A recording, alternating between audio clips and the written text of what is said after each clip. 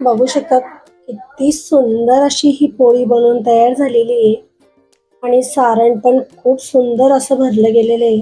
बघू शकतात खूप सुंदर लागतात, खूप खमंग होतात या पोळ्या आणि खूप आपण एकदम साध्या सोप्या पद्धतीने सारण कसं करायचं आणि पोळी कशी करायची हा व्हिडिओ पाहिला आहे. तरी मंडळी स्किप न करता व्हिडिओ पूर्ण बघा. नमस्कार मंडळी, मी नेहाज किचन मराठीमध्ये तुम्हा सगळ्यांचं खूप खूप खूप मनापासून स्वागत आहे. आज आपण संक्रांती स्पेशल तिळगुळाच्या पोळ्या कशा करायच्या ते पण खूप साध्या सोप्या पद्धतीने झटपट होतात, खायला खूप खमंग आणि अफलातून अशा लागतात.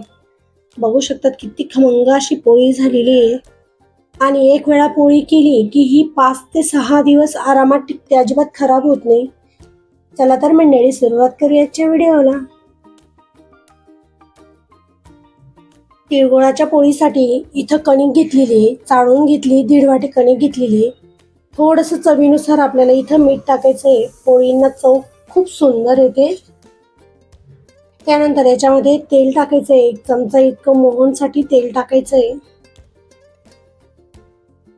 आधी हे मोहन आणि मीठ या कणकेमध्ये छान असं मिक्स करून घ्यायचंय. मोहन या पिठामध्ये छान असं मिक्स झालेलं आहे.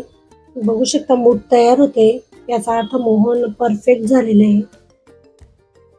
आता पाणी टाकून आपण जशा पोळ्यांना कणिक भिजवतो तसं भिजून घ्यायचंय, पण थोडंसं घट्ट पीठ ठेवायचंय आपल्याला, खूप जास्त सैलसर नको आहे इथे.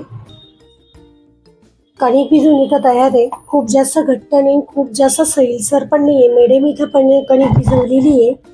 ही कणिक आता आपल्याला 10 मिनिटं झाकून ठेवायची. तोपर्यंत आपण सारण करून घ्यायचंय. सारणासाठी मी 1 वाटी तीळ घेतलेली आहे आणि ही तीळ अशी लालसर आहे, म्हणजे ही गावरान तीळ आहे. तुम्ही पांढरी तीळ घेतली तरी चालेल, काही हरकत नाही.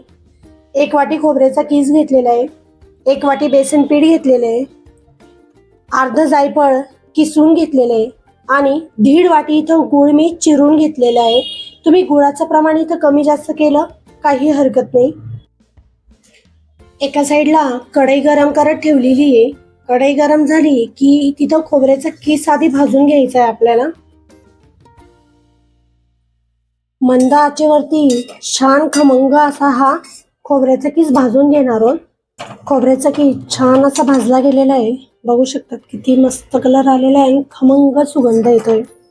हा आता काढून घ्यायचा आहे. याच कढईमध्ये आता तीळ पण भाजून घ्यायची. बघू शकता तिळाचा छान असा तडतडलेला आवाज येतोय, म्हणजे तीळ मस्त अशी खमंग भाजली गेलेली आहे.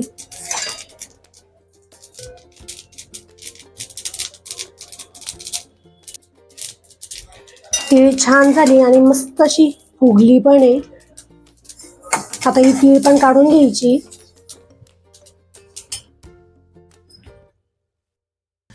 याच कढईमध्ये साजूक तूप गरम करून घ्यायचंय. तूप गरम झालं की बेसन पीठ पण खमंग असं भाजून घ्यायचं. तुम्ही इथे तुपाऐवजी तेलात भाजलं तरी चालेल, काही हरकत नाही. पण छान आपण लाडू बनवतो तेव्हा कसं खमंग भाजतो हे पीठ, तसं खमंग भाजायचं. बेसन पीठ इथं सारणमध्ये टाकलं तर पोळी अजिबात फुटत नाही आणि खूप सुंदर पोळ्या होतात. त्याच्यामुळे बेसन पीठ आवर्जून टाका आणि मस्त असा एक वेगळा खमंगपणा येतो या बेसन पिठामुळे. पाहू शकता बेसन पीठ छान असं खमंग भाजले गेलेले आहे आणि सुगंध पण खूप सुंदर येतोय. आता गॅस बंद करायचा आहे.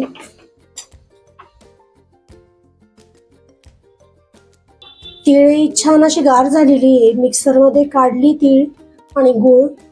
मिक्सरमध्ये थोडंसं जाडसर असं दळून घ्यायचंय, म्हणजे गूळ छान एकजीव होते सगळ्या सारणामध्ये. पाहू शकता इतपत आपल्याला दळून घ्यायचंय, किंवा पल्स मोडवरती फिरवलं तरी चालेल, काही हरकत नाही. दुसरी बॅच पण सेम या पद्धतीने दळून घ्यायची. दुसरी बॅच पण सेम अशीच दळली गेलेली. हे पण सारण काढून घ्यायचंय. 1 चमचा इतकी तीळ अख्खी टाकून द्यायची इथे, म्हणजे खूप सुंदर दाताखाली छान अशी लागते. आता हे जे खोबरं आहे ते हातानेच चुरून टाकायचं आहे.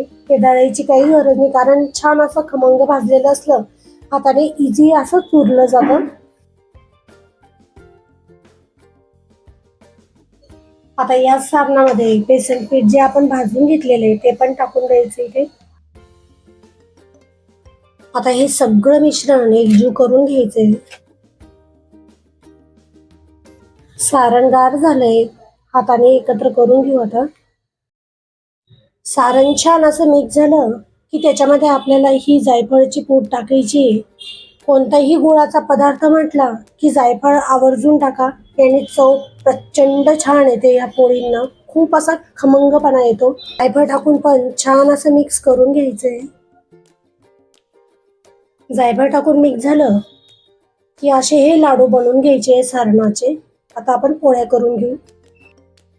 सारण तयार होतो तोपर्यंत कणिक पण छान अशी भिजली गेलेली आहे. या कणकेचा छोटासा गोळा घेतलेला आहे. पीठ लावून छोटी पुरी सारखं लाटून घ्यायचंय. आता हा तिळगुळाचं जे सारणचा आपण लाडू बनवून ठेवलेले होते तो ठेवायचा आणि मोदकासारखी ही पोळी बंद करून घ्यायची. असा हा गोळा दाबून घ्यायचा आहे, म्हणजे कडेपर्यंत सारण जातं आपलं. पीठ लावून छान आता अशी पोळी लाटून घ्यायची. बघू शकतात पोळी छान अशी लाटली गेलेली आहे आणि सगळ्या साईडने मस्त असं सारण दिसतंय. कणकेचा गोळा कमी घेतलेला आहे आपण, त्याच्यामुळे सारण बघू शकता किती सुंदर दिसतंय आणि अगदी कडेपर्यंत हे सारण छान पसरलं गेलेलं आहे. एका साईडला तवा गरम करत ठेवला आहे. तवा छान असा गरम झाला की ही पोळी टाकून घ्यायची. छान बबल्स आल्यावरती तर ही पोळी उलटून घ्यायची. बघू शकता ह्या पोळीवर मस्त असं तूप सोडायचं आणि दोघं साईडने खूप मस्त असं खरपूस भाजली गेलेली आहे.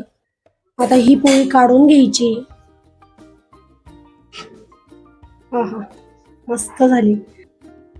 बाकीच्या पोळ्या पण सेम या पद्धतीनेच आपल्याला बनवून घ्यायच्या. तर बघू शकता मंडळी, दोघं पोळ्या मी इथं करून घेतलेल्या आहेत. बाकीच्या पोळ्या मी नंतर करणार आहे. आणि ही पोळी खरंच खूप अशी खमंग होती. बघू शकतात सारण पण अगदी व्यवस्थित भरलं गेलेलं आहे. तर ह्या संक्रांतीला पण तुम्ही आवर्जून ह्या तिळगुळाच्या पोळ्या नक्की करून बघा. आजच्या ह्या तिळगुळाच्या पोळीचा व्हिडिओ तुम्हाला कसा वाटला नक्की सांगा. व्हिडिओ आवडला असेल तर अर्थातच लाईक करा, शेअर करा, कमेंट करा आणि सबस्क्राईब करायला विसरू नका. पुन्हा भेटूया अशा छानशा रेसिपी सोबत. धन्यवाद.